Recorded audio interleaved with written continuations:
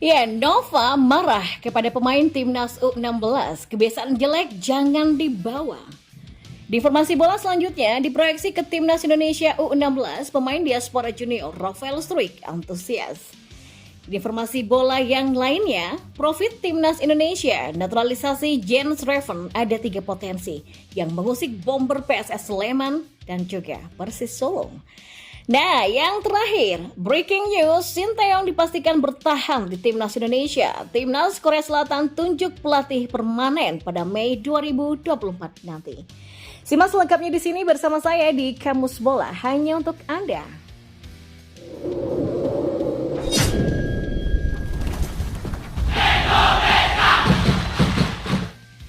Ya, pelatih Timnas Indonesia U16 Nova Arianto berteriak kencang kepada pemain seleksi gelombang ketiga saat game internal di lapangan A Senayan pada Selasa 27 Februari. Asisten pelatih Sinteyong di Timnas Indonesia ini menonton jalannya laga dari tribun atas lapangan A. Saat ada pemain melakukan pelanggaran tak penting, ia berteriak, "Hei, kebiasaan jelek jangan dibawa ke sini ya, paham?" Teriak Nova dengan lantang dari tribun atas lapangan A yang disambut serempak oleh pemain dengan kata paham. Nah, selepas pertandingan babak pertama selama 30 menit, Nova turun ke lapangan. Ia meminta para pemain berkumpul di tengah lapangan. Evaluasi pun langsung disampaikan. Dari kemarin saya bilang, bicara. Kamu nggak tahu namanya, push up kamu. Sudah 2 hari di sini masih belum tahu nama, kata Nova dengan suara kencang menasehati para pemain. Ya, sekitar 10 menit Nova memberikan wejangan, terkadang nada suaranya rendah seperti membelai, namun tak jarang juga dengan suara keras bersama dengan mimik marah. Kalau ada lawan pressing, kuncinya apa? Passing, buka ruang. Main bola itu ada ruang, kamu lari? Saya tahu kamu nggak mau lari, takut capek dan itu harus dibuang, katanya kepada pemain. Ya, mantan Persib Bandung ini pun mengambil contoh para pemain bisa tampil 3 kali 25 menit di klub karena intensitas rendah. Saat di timnas, pemain cedera. Karenanya Nova meminta pemain bekerja keras, baginya hanya pemain yang bekerja dengan keras, fokus dan terus mengembangkan diri yang kemungkinan masuk daftar seleksi. Saat defense kamu nggak mau turun bos.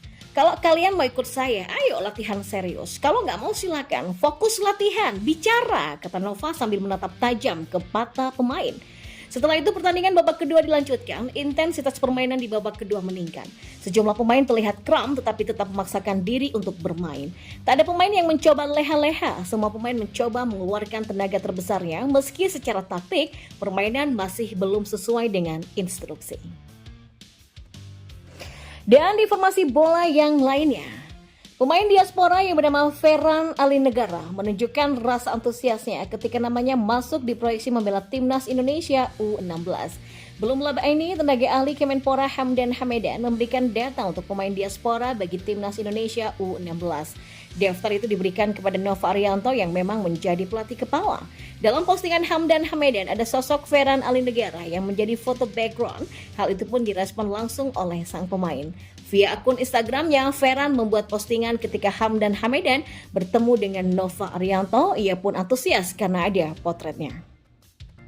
Saya berada di background, tulisnya di keterangan postingan tersebut. Ya, adapun Ferran Alinegara merupakan pemain diaspora yang memegang paspor Indonesia dan Belanda, sebab kedua orang tuanya berasal dari Indonesia.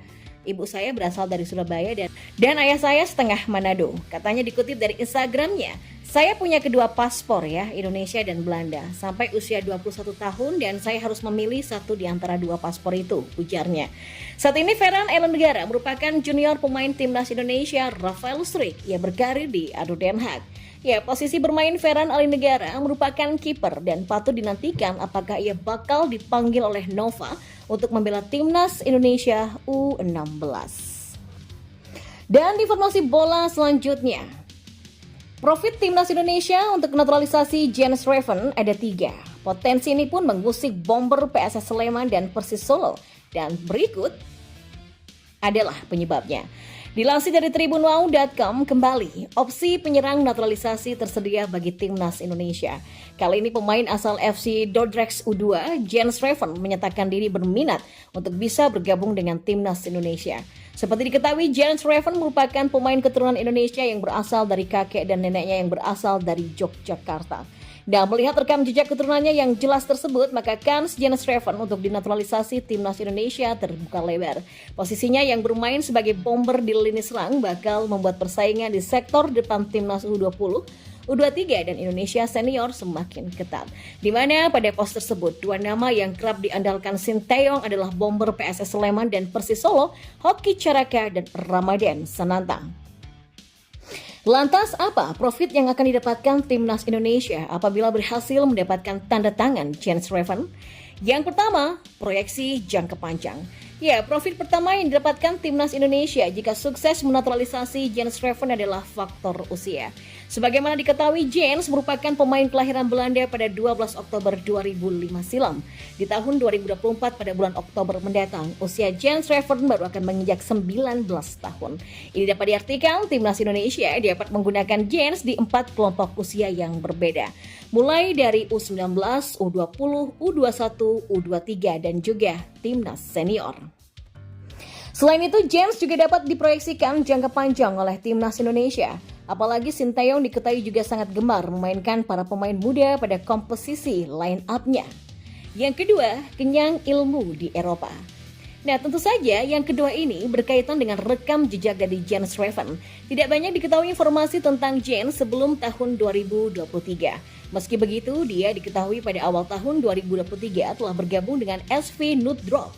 Nah, sebelum akhirnya pada pertengahan tahun, yakni Juli 2023, ia memutuskan untuk bergabung dengan FC Dordrecht sampai hari ini.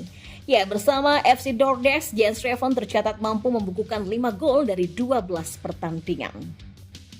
Yang ketiga, penyerang modern. Nah, ketiga ini adalah berkaitan dengan gaya main seorang Jens Schreven.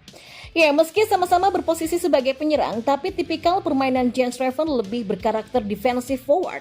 Tipikal striker defensive forward, yakni striker dengan kemampuan bertahan dan menyerang sama baiknya. Karakter permainan bomber modern yang mampu membantu serangan dari bawah. Sementara untuk Hoki Caraka dan Ramadan Sananta lebih kepada striker poker sekaligus target man. Karakter poker merupakan tipikal bomber yang tak banyak dalam melakukan dribble bola. Penyerang berkarakter poker lebih banyak menjadi goal getter di dalam kotak penalti lawan. Hoki dan Sananta juga kerap memainkan peran penyerang target man dengan kemampuan mereka menjadi tembok dan duel udara yang mumpuni.